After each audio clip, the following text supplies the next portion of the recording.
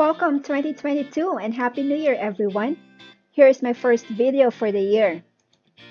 A sound personal financial plan entails setting aside a fund for your short-term and urgent needs. Having an emergency fund cushions you from financial difficulties like digging into your credit cards, high-interest loans, borrowing money from friends and relatives when unexpected things happen. Knowing you have put away some money will also help you sleep better. Indeed, our financial goals time frame vary. I believe we all have short, medium, and long-term financial goals, and as such, it is only logical to match your financial goals with the right tools. For this reason, your short-term financial goal should go with a short-term vehicle because if you allocate it in an instrument that is not easily accessible when you need your fund, chances are you might lose some of your money. To give you an example, if you put your money intended for use within 6 months' time, say in equities or stocks, your fund may lose some or even worse, all of its value if the market crashes prior or by the time you need your fund. Likewise, you would not want to keep your fund with a 20-year horizon in a short-term instrument as it may not keep up with inflation, and your money is more likely to lose its real value over time, making it difficult for you to achieve your target fund. In this video, I will only be focusing on where I keep my emergency and short-term funds, how its earnings massively grew in 2021, and how the fund somehow managed to keep up with the rising cost of living despite being tucked in short-term instruments. Just a disclaimer, this video is for educational purposes only and should not be taken as an investment advice. For expert opinion, talk to a professional.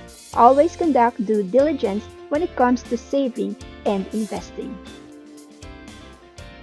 This is Invictus Pinay saying, life is what we make it. If you are new to my channel, please make sure that you subscribe and hit the bell notification so you won't miss out on any of my vlogs about personal finance, investment, budgeting, savings, and many more. Now, let's get started. These are the banks where I kept my savings in 2021, both here in the UK and in the Philippines. I consider them high-interest deposits as compared with the traditional banks where an interest rate can be as low as 0.01% or just a basis point, which is obviously way behind than the current or even average inflation rate in 2021. I will briefly walk you through each of these banks and why I chose to bank with them. Now let's talk about where I keep my savings or short-term funds here in the UK by starting off with Nationwide, the world's largest building society according to their website. It is much like a cooperative in the Philippines. Once you open an account with them, you automatically become a member and qualify for the benefits. So pretty much you can see in the slide the reasons why one should become a member of Nationwide. But honestly, I did not open my account in Nationwide for those benefits. When I came in the UK, I was initially banking with Hsbc. But since Nationwide has a switch offer of up to £125, I got enticed and moved my current account from HSBC to Nationwide. And to take advantage of the increased offer of £125 because the offer is £100 if you don't have an existing account with them, I opened an account with them prior to switching. So now I keep my current account with them where most of my bills are also linked, as well as my payroll. Although they have a Flex Direct account that pays an interest of 2% AER or annual equivalent rate fixed for 12 months on balances up to 1,500, it did not appeal to me. It is quite a challenge to find a competitive interest rate for a savings account here in the UK. My HSBC for one was only giving 0.01% AER, and obviously it is not keeping with the rising cost of living. And as much as I would like to keep the real value of my funds at pace with inflation, it is nearly impossible to do it. As of November last year, the inflation rate in the UK is at 5.1% from 4.1 in October. And if that rate continued until December 2021, the average inflation rate in the UK would be right around 2.5%. Another one is Chip. Chip is a mobile app that helps you save automatically. It has that kind of feature. It also serves as a link for you to get access to better rate. With Alika Bank, they provide 0.70% AER in their Easy Access account, which is claimed to be 7 times higher compared with other Easy Access accounts. I used to have Easy Access account with HSBC, and it was only giving me 0.01% AER. Yeah. So they also provide an investment platform where you can also create an ISA and GIA account, though you must upgrade your plan for a fee. I'm only subscribed to Cheap Light because that's the only one that's free. Yeah. Okay. Finally, HSBC My Savings Account. This is actually a juvenile savings account which I opened under my eldest son's name. It is available for children aged 7 to 17 years old. So it offers 3% AER for savings up to 3,000 and 0.25% for any amount after that. So basically, these are the three general accounts where I keep my short-term and emergency funds here in the UK. Apart from this, I also have Monzo and Wise, which is formerly known as TransferWise, but I will cover Wise in another video next time. Now let's talk about my short-term funds in the Philippines. I am particularly elated with the decent returns that my funds have delivered in 2021. Back in 2020, I was only keeping a little portion of my savings or my short-term funds with ING and CIMB. And majority of my funds were kept with the traditional banks. They only offered like 0.20% on the average interest rate for a year.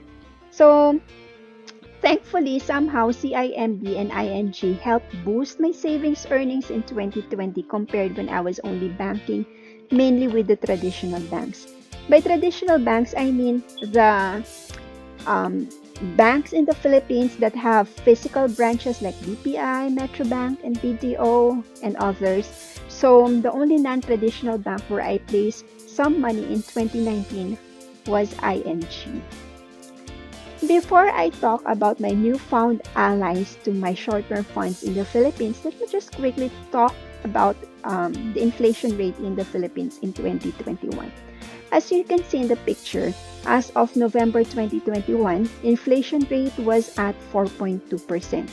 If that continued until the end of 2021 in December, the average inflation rate would be right around 4.4%. Just imagine.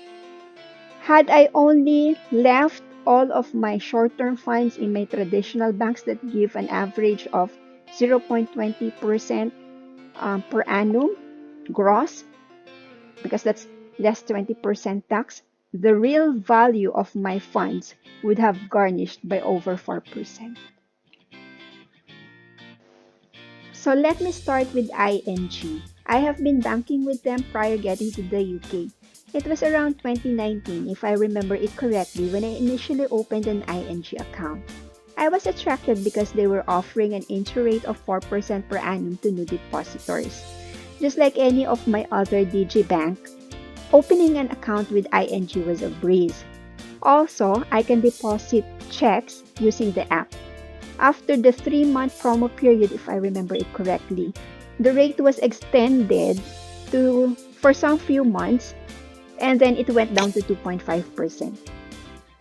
And then in 2020, they re-offered the 4% rate, and I think it ran for several months until December 2020.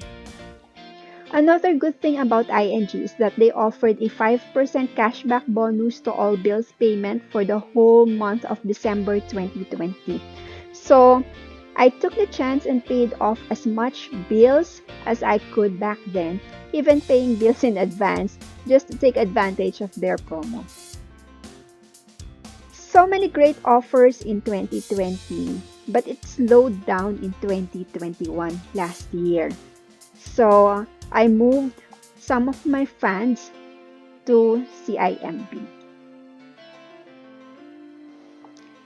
Just like ING, CIMB offers 2.5% per annum gross in their UpSave account. However, during the earlier part of 2021, they still have the bonus rate of 1.5% on top of the 2.5%. So, combined rate is somewhere around 4% gross per annum. I would say somewhere around that because the bonus earnings will only be credited to the account every 15th of the following month. So in essence, the the bonus earnings would have earned additional earnings had it been credited every end of the qualifying month. So there's a lag of 15 days where you don't get to earn from that earnings. In effect, somehow, there is an opportunity cost there. On top of the interest rate they provide, they also offer free insurance coverage. Last December 2021, they launched an anniversary promo where existing depositors earn extra 2.5% or a combined interest rate of 5% gross per annum. It ran for the entire month of December, so of course, the clever me whispered to move some of my funds again that month. So, yeah, so that's CIMB. Last but not the least, let's talk about my 2021 favorite, Tonic. I started banking with Tonic in March 2021. The rate for the savings account is 1%, but I don't really keep money in their savings account because they have better offers. Savings account is a main account where you move money in and out of Tonic and within Tonic. With Tonic, you can create savings pots in their Solo Stash and Group Stash accounts. Solo Stash offers 4% gross per annum, while Group Stash is 4.5%. You have the full control of the Group Stash under your account. Your friends or family in your Group Stash can only add money to the pot, but they are not allowed to withdraw from it.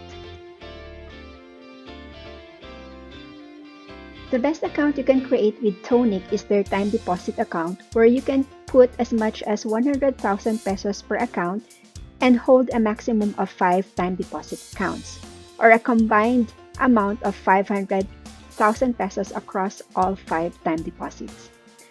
This was only reduced about mid-part of 2021. It was initially offered to a maximum of 500,000 pesos per account or a combined time deposit of 2.5 million pesos. So, if you want to explore Tonic, I have a referral link below where we can both earn 60 pesos if you open an account with them. Indeed, it was a great 2021 for my short-term fund earnings, particularly in the Philippines. It grew massively to nearly 36,000 pesos. It was done by simply moving money around. That's about it. Remember that the first step to achieving financial success is by knowing where you are, what you want to accomplish, and the gap between the two. It is just the beginning of 2022 and a great time to kickstart the year with the correct financial perspective by getting organized and keeping on top of your finances. Thank you for watching. Again, please subscribe and hit the bell notification to keep you updated. If you find this helpful, hit the like button and share this video. This has been Invictus Pinay signing off saying, empty pockets never held anyone back. Only empty heads and empty hearts can do that. Happy New Year everyone, and until next time, see ya!